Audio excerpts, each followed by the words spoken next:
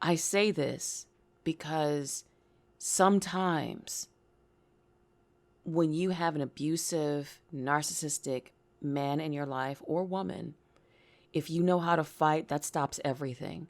Because narcissistic people are all about self-preservation above anything else. They're kids, right? At the end of the day, they're all fucking kids. And no kid wants to be disciplined. Good morning, Internet. How are you today? I hope you're doing all right. So let's have a talk. Because I want to tell you what's different about this diary, right? And why I can talk so much shit. Because I can. I want to tell you the shift that happened in my marriage, right? I talk about it a lot, right? But I talk about it from the shift of my former spouse. You know, when he started changing, when it was starting the gaslighting and the verbal abuse and the acceleration. But I never talked about how I changed, right? Because here's the thing about this whole relationship dynamic when it comes to narcissism, the dark triad, stuff like that, is that a majority of these people are cowards. Let me say this again to the people in the back.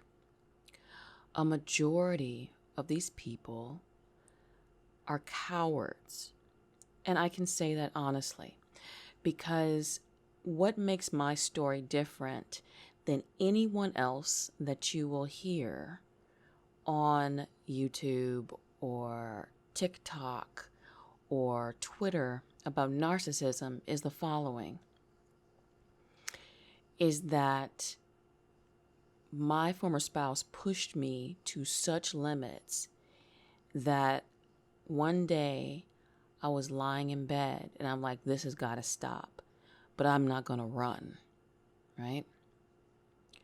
So let me tell you what happened, and then let me tell you how everything kind of collapsed, like how the train of dominoes collapsed for me, where I was like, oh, we're going to fix this. I was already in a state of hyper vigilance and panic, right? I quit my job because I wanted to start my business. And I was very straight up with my former spouse at the time. I was like, look, I have no friends. I don't live in the city that I wanted to live in when I married you. I did a lot of sacrificing for you. So now you're going to sacrifice for me, because I did not intend to get married when I left college. I intended to start a business. And he was like, okay, you know, that's fair. That's fair. But what I didn't realize is that when I quit my job, he would become financially abusive. He would blame me for debt that I never incurred. He did everything in his power to take my savings away from me, even though I was working kind of, you know, on my own. And, you know, when he started to realize that he had to be basically the breadwinner, because at the time we were making about the same, you know, so he could like goof off and buy drugs and alcohol and skateboards and stuff like that. Like he didn't have to be responsible, even though we had a mortgage and we had repairs and we, you know, he needed a new car, but he didn't have to because, you know, I was taking up most of the slack, right? Thankfully for me, I was very smart where I kept my finances, even when we were dating, I kept my finances separate. I refused to have joint accounts with him, except for one account where we had to pay the mortgage together. We funneled our money in separate accounts. But he tried for years to get me to like give up the finances, but I refused. I was like, that's something you're not going to do. Especially when we bought our home and he used all my cash to do it. So I got smart and I kept my accounts hidden so he didn't know what I had when I was rebuilding. So one day, I guess he saw that I was really depressed. And, narcissistic people, they know when, they're at the end of their rope. And he could see that I was kind of like, looking at him differently. I mean, I was still cool, but I wasn't as affectionate. The sex stopped. It's just like, don't touch me. You disgust me. Don't touch me. So he decided like, okay, well, let me take her out. Because that was his thing. He never wanted to go outside. He never wanted to go drinking. He never, like, I'm a very social person. He wasn't. So he was trying to keep me in the house as much as possible. What I found out later is he was trying to do that because he didn't want other men talking to me. And he didn't want my friends to tell me what was going on. So we went to a bar. And this dude was flirting with me super heavy. And I was really freaked out about it. And how can I say this? Basically, the confrontation with me and this dude escalated, and the dude almost punched me in the face, but I dodged, right? And on the way home, my former spouse kept calling me a slut, kept saying I asked for it, but then he would say, like, I can't believe someone tried to touch my wife. And I was like, I'm a human being.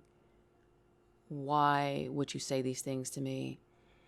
And why would you not come for me, considering that I was just trying not to make this situation any worse than it is because you weren't going to help me? And he kind of looked at me kind of strangely, and he's like, well, what did you expect me to do? I'm not worth going to jail for. That's when it clicked. That's when that shit clicked for me. I was like, okay, so now I know how cowardly you are, that you have the gall, you have the balls to bully me, but when a man your size gets in your face, all of a sudden you're a bitch.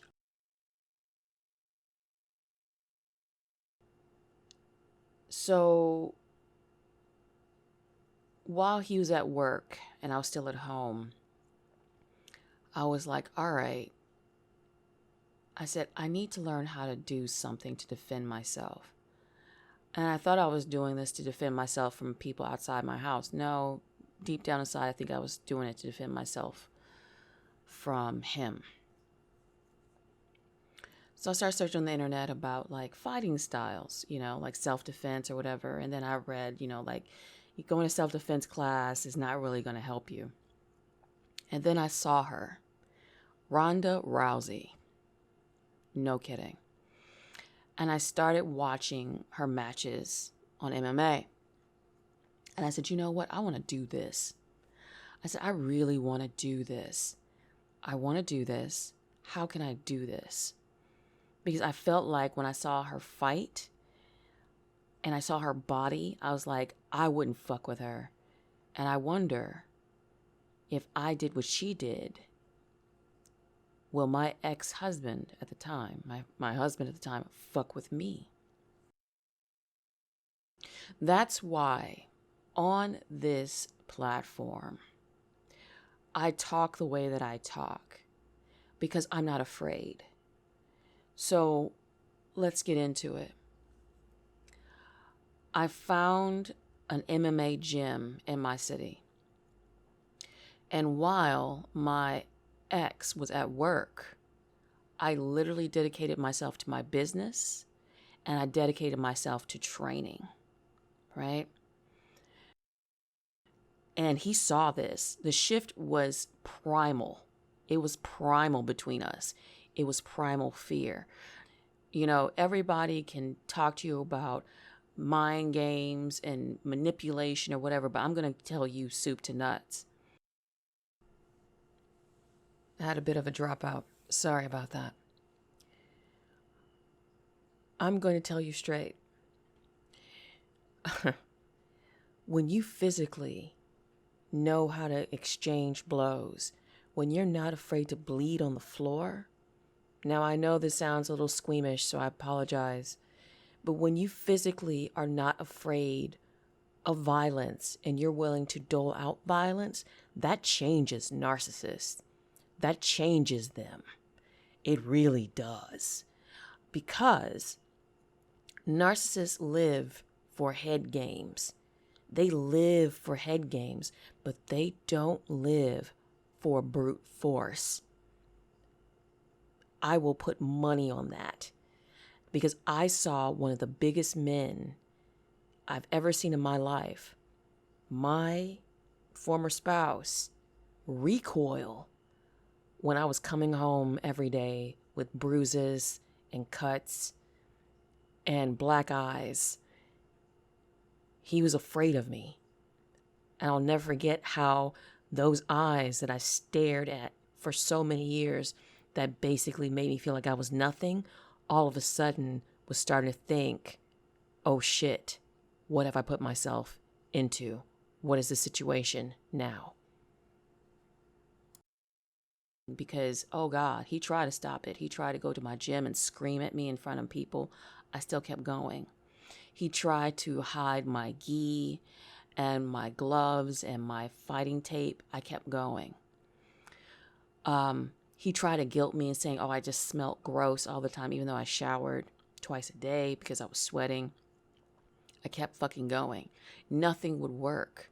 And let me tell you, this dude was bigger than me. Like he at least had at least 7 to 8 inches on me and at least 100 pounds. This is why I talk the way that I talk from the very beginning when I started this channel. This is the part where I did turn supernova.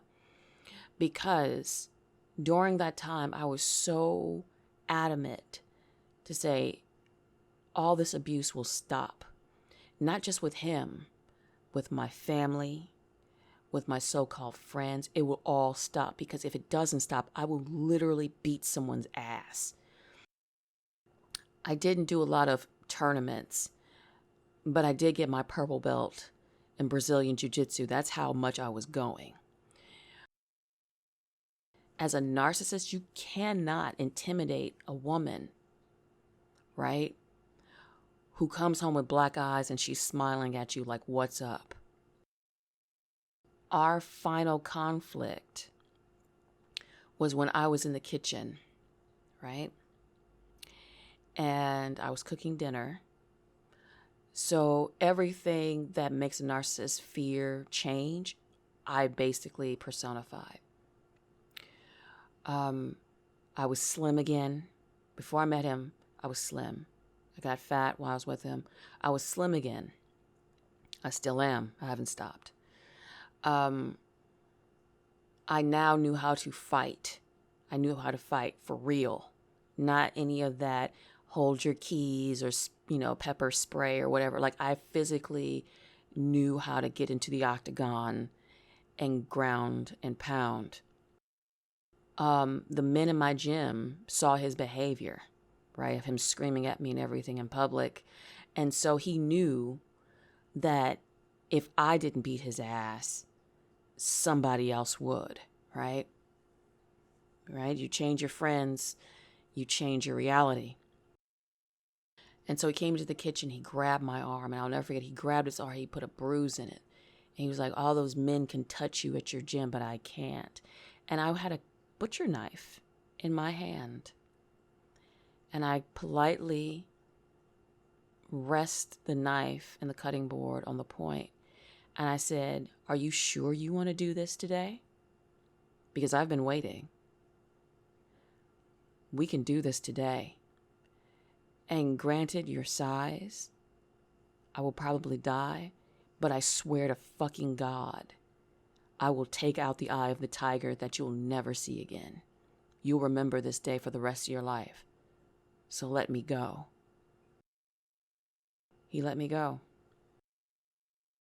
2 weeks later, I left because I knew with that acceleration with violence, he was either going to come in with a weapon of his choice or he was going to try and fight me in my sleep.